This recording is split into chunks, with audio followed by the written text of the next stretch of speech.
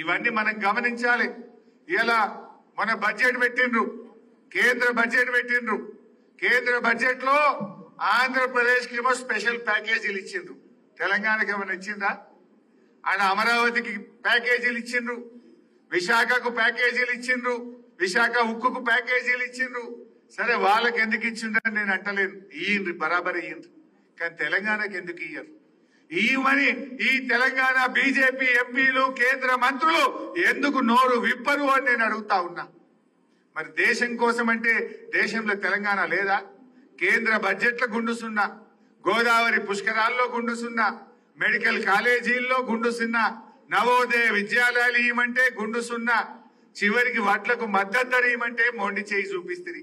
మరి ఏం చేసినట్టు ఇది సబ్కా సాత్ వికాస్ అవుతుందా? ఇది బక్వాస్ కాదా? మరి ఎందుకు బీజేపీకి మనం ఓటేయాలి?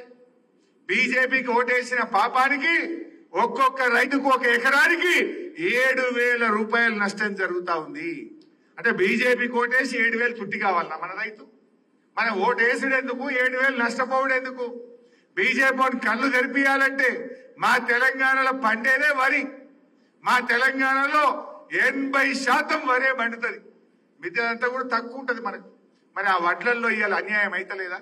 ఆనాడు 2014లో ఢిల్లీలో బీజేపీ అధికారంలోకి వచ్చినాడు వడ్లైనా వరి అయినా గోధుమలైనా 1400 ధర ఉండే. ఇప్పుడు ఎందుకు మారింది అంటే వాళ్ళ మనుషులకు మాత్రమే వాళ్ళు సేవ చేస్తారు. తెలంగాణలో పెట్టుబడులు పెట్టాలంటే నిధులు ఇయ్యరు, తెలంగాణ పరిశ్రమలకు నిధులు ఇయ్యరు, తెలంగాణ రైల్వే లైన్లకు నిధులు ఇయ్యరు, తెలంగాణ హైవే పనులు ఆపుతారు. ఇలా హైదరాబాద్ చుట్టూ రీజనల్ రింగ్ రోడ్ 5 ఏళ్ల నుంచి గాలినే ఊలాడుతున్నది, అది ముందుకు పోతలేదు. రేవంత్ రెడ్డి అడగడు, మోడీ ఇయ్యడు. అంటే ఈ రోజు మనం ఆలోచించాల్సింది తెలంగాణ ప్రజలు, రేపు మనం గవర్నమెంట్ ఎట్లా వస్తుంది? ఖచ్చితంగా రేపు వచ్చే గవర్నమెంట్ బీఆర్ఎస్ గవర్నమెంటే.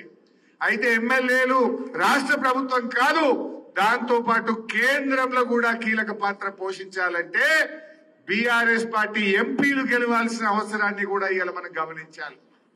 ఎంపీలు ఉన్నాయి కనుకనే ఒక రీజనల్ పార్టీ ఆంధ్రప్రదేశ్ లో బలంగా ఉంది కనుకనే ఇలా ఆంధ్రప్రదేశ్ కు నిధులు వస్తున్నాయి. రేపు తెలంగాణకు నిధులు రావాలంటే, మన హక్కులు మనం పొందాలంటే, మన వాటా మనకు దక్కాలంటే ఇలా రాష్ట్ర ప్రభుత్వమే కాదు ఎంపీలుగా కూడా బీఆర్ఎస్ నాయకులే గెలవాల్సినటువంటి అవసరం ఉంది. ఇలా అన్ని అర్థమైనవి. రేవంత్ రెడ్డి వచ్చినాక ఏముంది?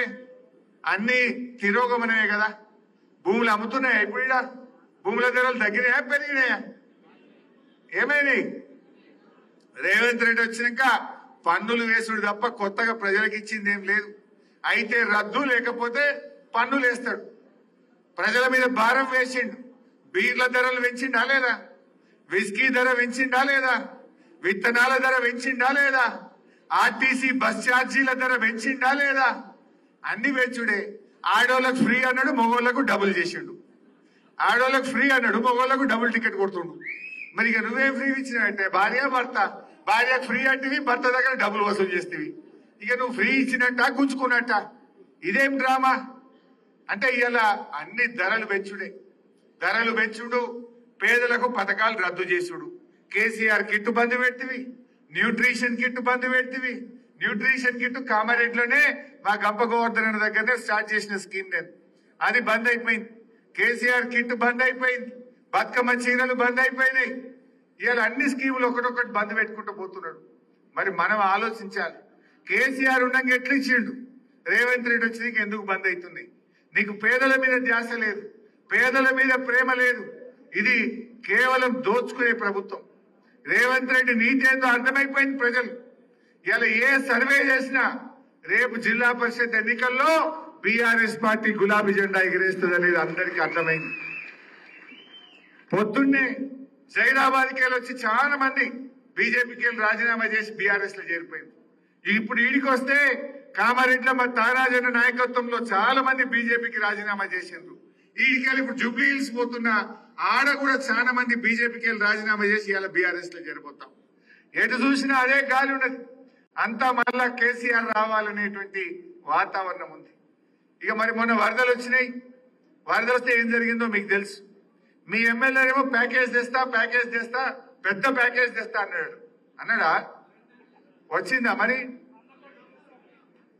ప్యాకేజ్ తెస్తా అన్నోడేమో సపోర్ట్ చేస్తలేడు, ప్యాకేజ్ ఇస్తా అన్నోడేమో పత్త లేకుండా వికిండు. రేవంత్ రెడ్డి వచ్చి ఏమన్నాడు? పోయిన నెల 4వ తారీఖు నాడు ఏమి కష్టం కళ్ళార చూద్దామని వచ్చిన, కళ్ళతో చూస్తే నాకు అర్థమవుతుందని వచ్చిన, మీ మీద ప్రేమ కొద్ది వచ్చిన, ఇక తెగ మాట్లాడిండు. కానీ ఇచ్చింది అయితే గుండు సిన్న రూపాయి ఇచ్చినాడే, ఒక్క రూపాయి.